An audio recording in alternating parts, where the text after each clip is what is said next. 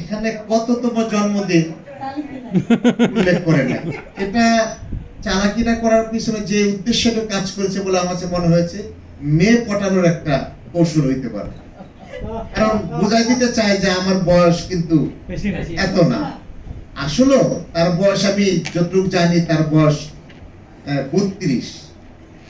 তো 32 বছরের যুবক বা তরুণের জন্মদিন, এটা তো একটা আনন্দেরই বিষয়। ফারুক ভাই, আপনার বয়স কি 32 না?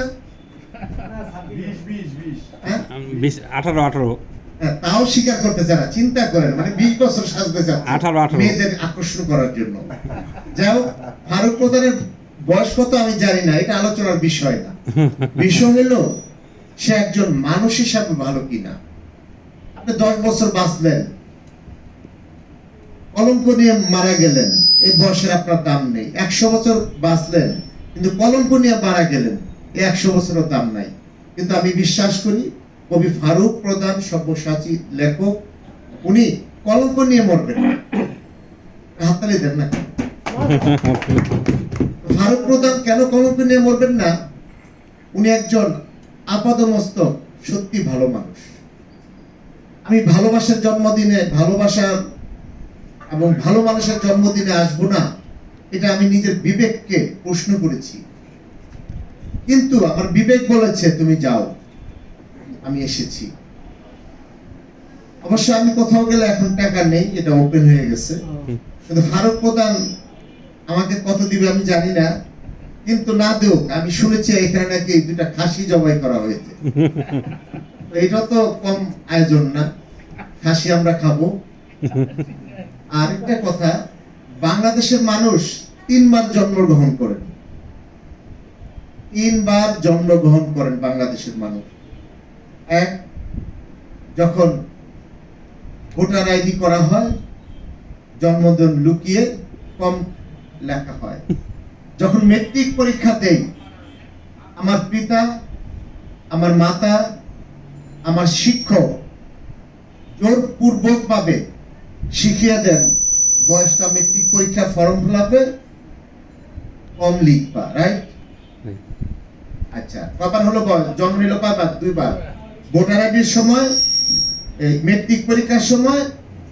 আরেকটা জেনুইন বয়স মানুষের আছে, সেই জেনুইন বয়সটি হলো মাতৃগর্ভ থেকে যখন আমরা ভূমিষ্ঠ হই, সেটাই জেনুইন বয়স। আমি জানি না আজকে তার ফারুক প্রধানের কোন জন্মদিন, ভোটার আইডির জন্মদিন, নাকি মেট্রিক পরীক্ষার জন্মদিন, নাকি মাতৃগর্ভ থেকে প্রবেশ, পৃথিবী দেখার সময় আসছিলেন পৃথিবীতে, ওই জন্মদিন। আমি জানি না এটা কোন জন্মদিন। তবে আমি ব্যক্তিগতভাবে বলতে চাই, আমার জন্মদিনটি আমার বাবা বলেছে, বাবার একটা পুরনো খাতা ছিল, সেখান থেকে আমি পেয়েছি আমার জন্মদিন যা ভোটার আইডিতে, মেট্রিক পরীক্ষাতে তাই লেখা হয়েছে। এটা আমি আপনাদের আশ্বস্ত করতে পারি। এরপরও আমার বয়স কত এটা আমি মানুষের কাছে বলি না। একই দলের আমি। আমি বলি না এই জন্য যে আমার মন যেন কেমন করে। ফারুক প্রধানের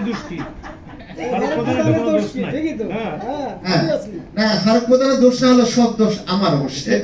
হ্যাঁ, কিন্তু বয়সটা বলি না এই জন্য আমার মন যেন কেমন করে, এই জন্য বয়সটা আমি প্রকাশ করি না। কিন্তু এখন মনে হচ্ছে না বয়স হয়েছে, কিন্তু এরপরে লুকিয়ে রাখার চেষ্টা করি। আর ফারুক প্রধানের পাশাপাশি আমার জন্য দোয়া করবেন। পৃথিবীতে জন্মদিন তখনই সার্থক, মৃত্যুদিনের আগের দিন পর্যন্ত আপনি যদি সুস্থ থাকতে পারেন। আমি ফারুক প্রধানের জন্য দোয়া করি, একটাই দোয়া করি বিধাতার কাছে, বেশি দোয়া আমি করবো না। আল্লাহ পাক তাকে যেন সুস্থ রাখে। এর চেয়ে বড় দোয়া এই পৃথিবীতে আছে আমি জানি না।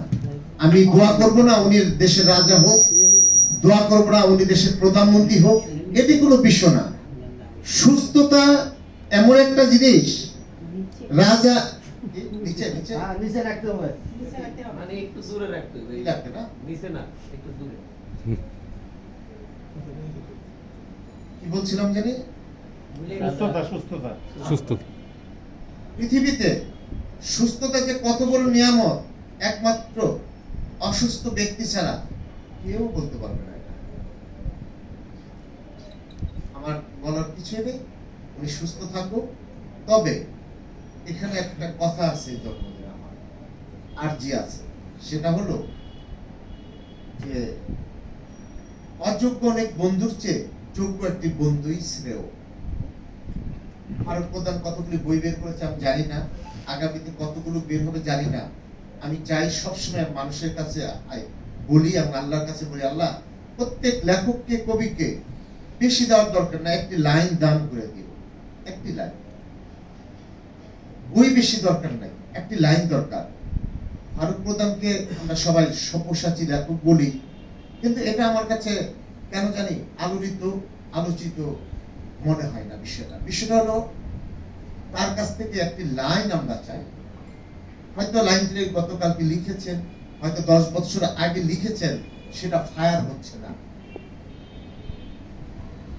একজন একটা গান লিখেছিলেন 80 সালে, সেই গান ফায়ার হয়েছে 30 বছর পর, সেটা গুপ্ত ছিল। সে গান এমন সৃষ্টি ফারুক প্রধান থাকতে পারে যেটা গুপ্ত ভাবে লুকিয়ে আছে, লিখে ফেলছে কিন্তু ফায়ার হচ্ছে না।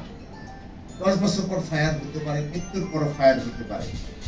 আমি এটা অবশ্যই আশা করি। এই জন্য আশা করি ফারুক প্রধান ভালো লিখেন।